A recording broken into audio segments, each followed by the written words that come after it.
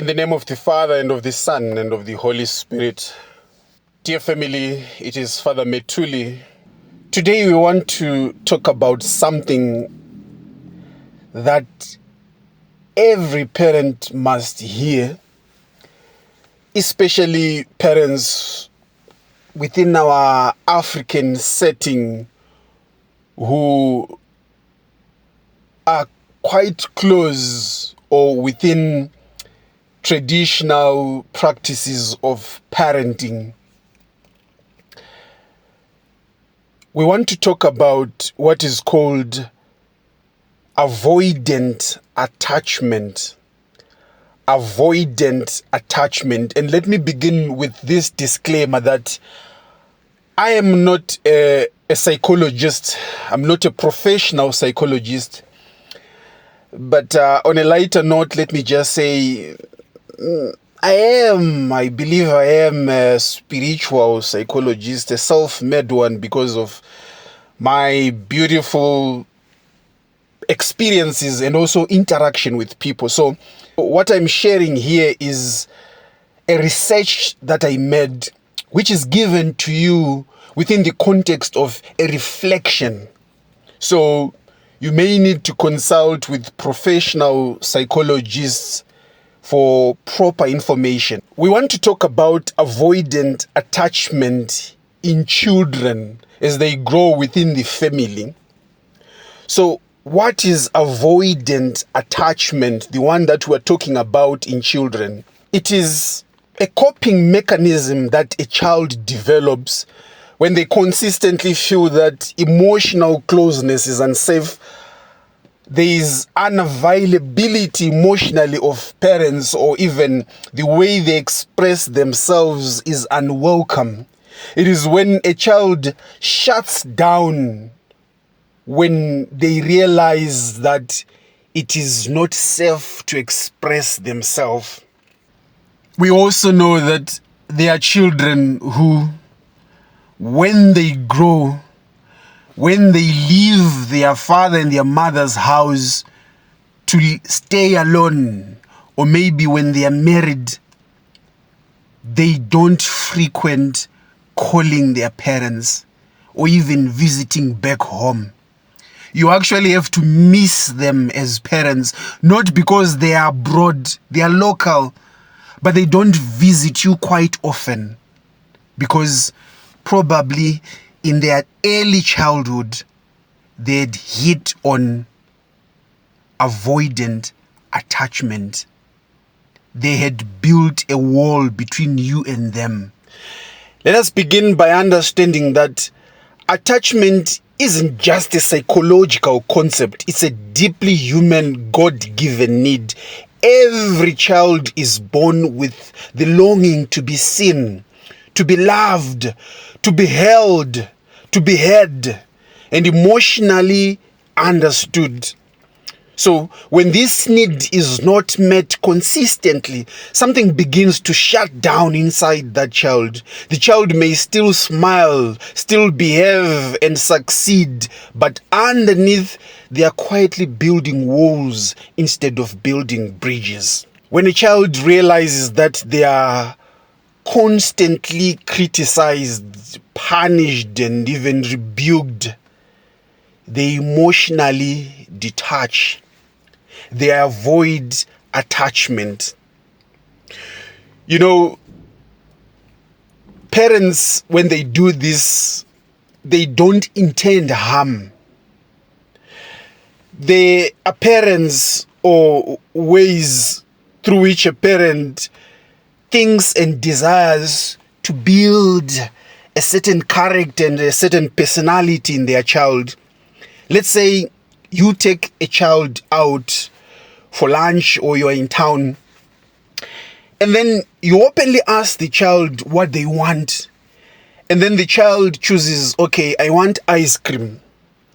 And you as a parent, you know that ice cream, too much of it can cause tooth decay. And then you say to the child, okay, are you sure you want ice cream? Because it can harm your teeth. Why don't you choose an apple or an orange? Because fruits are healthy. The child will say, okay, mom. And then they choose the fruit, but that's not what the child wanted. The question, the offer was open. What do you want? And then the child says, I want ice cream. Give the child the ice cream. But should you then want the child to choose orange or an apple because that's what you feel is good for the child? Yes, the apple and the orange are good for the child.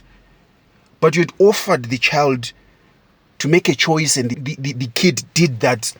So what the child begins to do is to learn that when I'm asked questions like this, I should not express myself.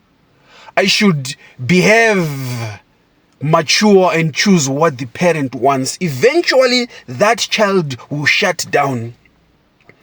A child is given pocket money. It is theirs. Then poor kid buys what she or he wants.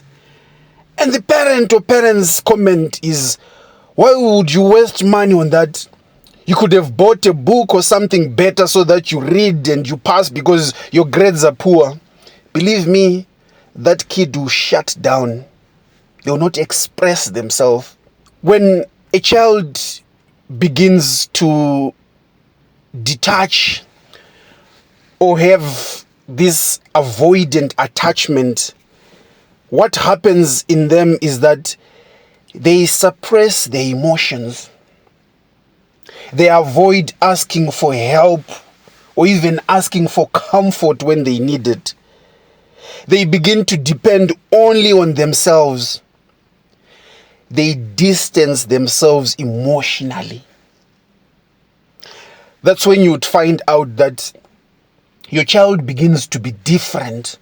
The way they used to be happy around you has changed.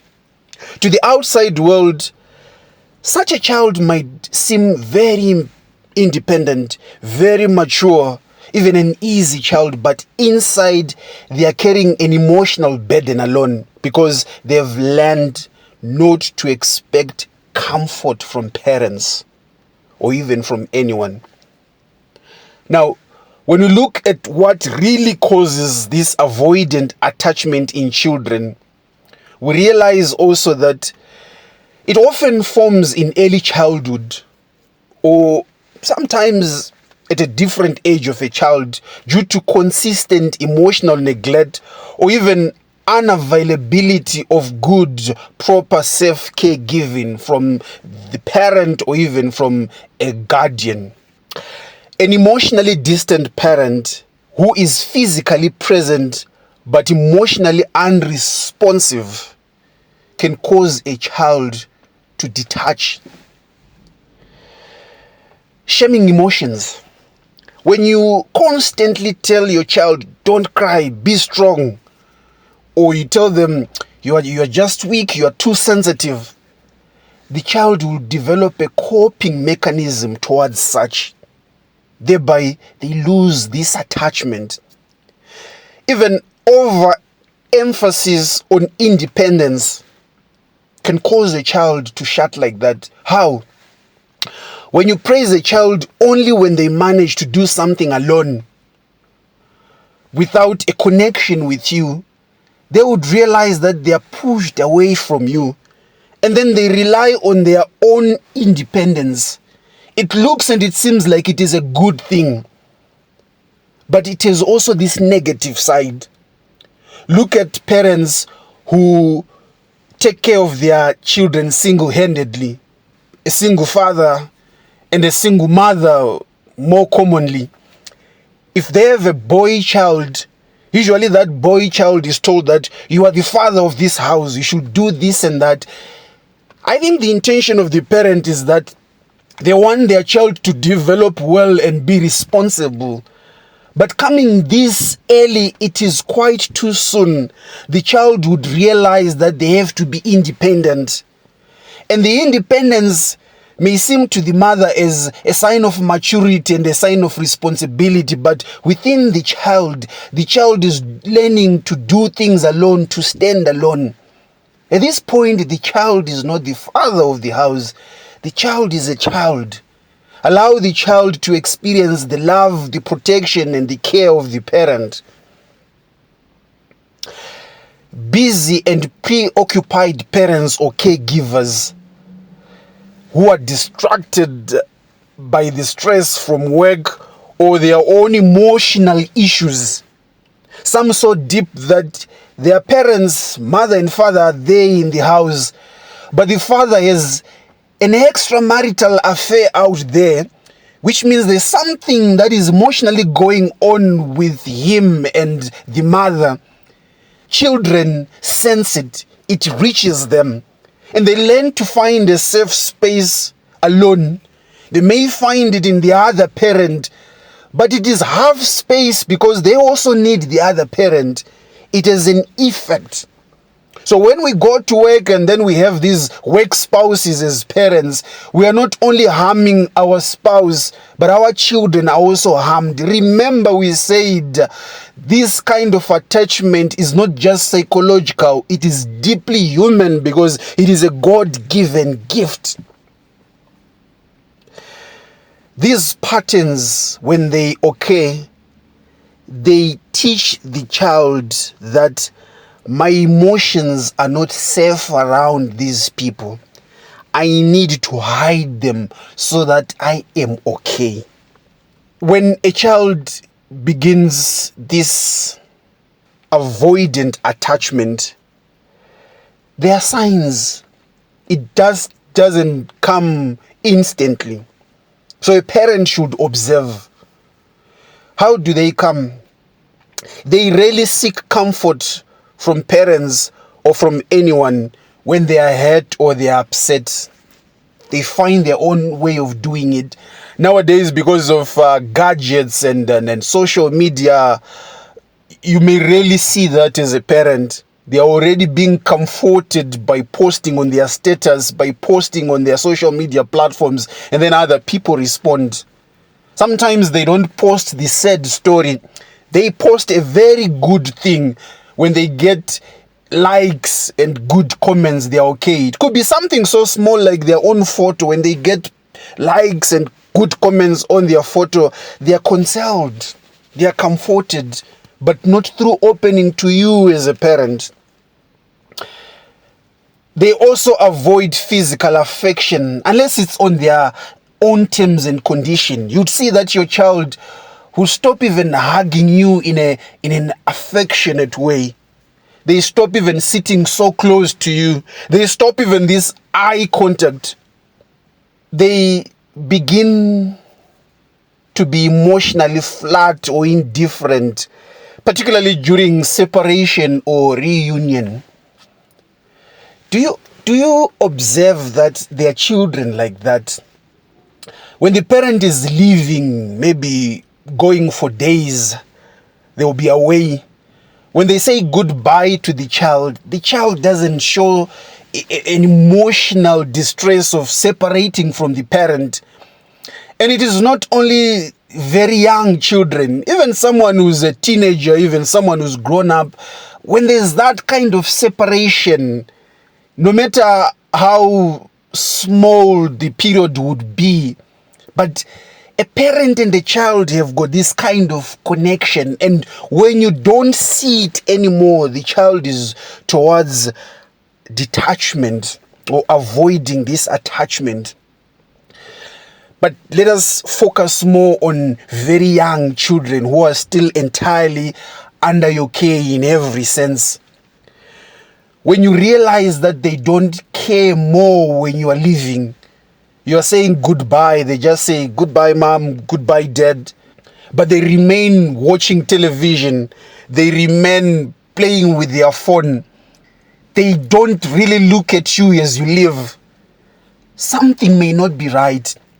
You are on the driveway, you are leaving, the kid is already jumping, playing with their toys or getting back into the house. Yes, it could be fine. It could be a child who's just developed okay like that, but it may also be signs of this avoidant attachment that is kicking in. And when you were away for a long period and then you return, this is reunion. The child is not even emotionally attached. They just greet you. Sometimes they even forget to hug you. Sometimes they even forget to give you a handshake or even an eye contact. Sometimes it could be avoidant attachment setting in. How do you then have to raise a child in a way that prevents this avoidant attachment? The good news is that attachment is not fixed, but it can be shaped through consistent love and presence and providing emotional safety for the child. So there are ways that you can nurture and secure this attachment. Be emotionally available. Be present not just physically but emotionally. Look your child in the eyes when you talk to them about something sensitive. Don't be glued on the television while your head is slightly tilted towards them so that one ear is listening to them and the other one is listening to the television, while one hand is holding the remote and the other one your phone. Put down those gadgets. Talk to your child. Look at them. Give them that space, that time. The attention you give to football that you are watching, the child, they also wish they could get that. Listen to them. And when they share something, reflect on their feelings and give them a feedback. You can tell your child that, oh, I've been thinking about what you told me yesterday or what you said in the morning. And then create a conversation. Because when the child had told you whatever they shared with you, they didn't just end there. They continued with the conversation in their mind. And now when you come back with some emotional feedback, you are completely embracing your child. Learn also to respond consistently. Children thrive on predictable love. They want to see that love. That's why you find when kids are playing, when they're very, very young, when they do something that is not even funny or something that is not even exceptional, they want you to look and they want to show you that this is what I've done. And when you clap hands, when you look at them with a smile, they do more. They start more. And you can actually spend the whole day watching their antics because they want to impress the parent.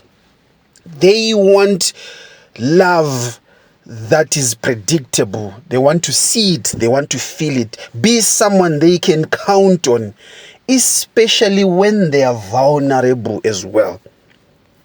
Welcome their emotions, all of them. Don't shut down tears or anger. Embrace their emotions. Speak to them. Say things to them like, it's okay to feel that way. Let's talk about it. Let them express themselves. Let them say out their emotions. Back in the days when we would cry ourselves, a parent will pick something and they chase you around. They want to beat you because you are crying. There was never that safe space to really cry and then be spoken to and then be heard. Days have changed. Talk to your children. Nowadays, you find that children, once they have a small problem, something that you could talk to them about, they're already doing drugs. They've already committed suicide. Days have changed. Nurture them through touch and words.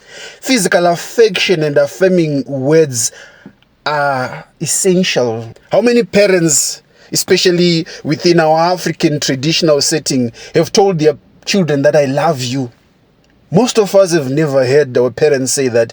I remember at some point there was a frenzy of these social media people were creating a skit whereby they're just walking in the street, they meet someone, and then they tell that person that if you call your father right now and you tell your father that, Dad, Baba, I love you, and then the parent responds by saying, I love you too, they'll give you an amount of money that they had. And one that I saw, the guy had $10.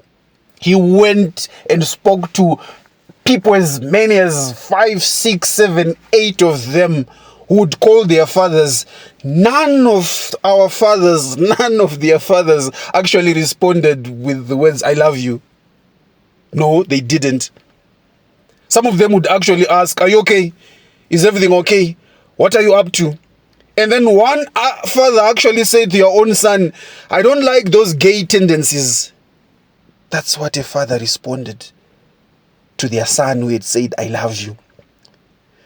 Speak to your children. Tell them that you love them. Give them this affection that tells them that no matter what happens, what you do out there, you matter most. Come home and we fix things. So, this that we are sharing help us to build homes that are safe. Now, in the event that this avoidant attachment has already kicked in, how do you correct it before the child leaves your home and go? Because it can happen that the day that they leave your home, as we've said earlier on, they never frequently call you because they already had detached in their early days. So if you realize that your child has developed avoidant attachment, don't panic. It's not too late.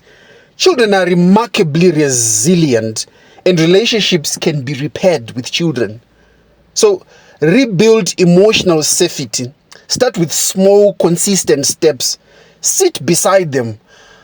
Ask open-ended questions that they answer freely without you correcting the answer or telling them what you expected them to say. Be patient with silence. When they don't want to talk to you, be patient. Give them the space. Don't pressure them to open up. Just make it clear that you are available and things will fall into place. Just like water takes the shape of its container, that's how the love and the affection of children is. Apologize when necessary. If you have missed emotional cues or have been distant in the past, humbly acknowledge it. You can even start by saying, you know what, I think there were times I didn't really see how you were feeling, or I didn't really understand what you were saying. You know what, I'm learning and I want to do better. I want to know you more. And then you leave it like that. That honesty can unlock years of unspoken hate. Trust me. When things get to the worst, though it doesn't seem like part of our practice, African as we are, seek support when it is needed. There are therapists, I believe, that have trained in attachment-based therapy. So you can go to them as parents or even as children, but that one they can advise themselves. Healing avoidant attachment doesn't happen overnight. It's rebuilt through many, many small moments of love, moments of patience, and emotional safety. From the spiritual view, our relationship with God mirrors attachment. Scripture actually says, He will cover you with His feathers, and under His wings you will find refuge, as in Psalm 91 verses 4. So our homes should reflect that same refuge, a place where children feel they can bring their joy, their pain, their fear, their love without judgment. So when we model secure attachment, we actually mirror the love of God, one who is always near, who is always present, who is always listening and always ready to embrace. Avoidant attachment is not a failure on the part of a parent as such. It's a signal that there's something that needs to be corrected. A child that is distancing themselves as well is not being rebellious, but is a wounded child, and wounds can be healed with love, consistency, and grace. So, dear family, let us commit to creating homes and hearts where connection thrives and where every child feels safe, feels seen, and feels unconditionally loved. every parent should desire a good home for their child.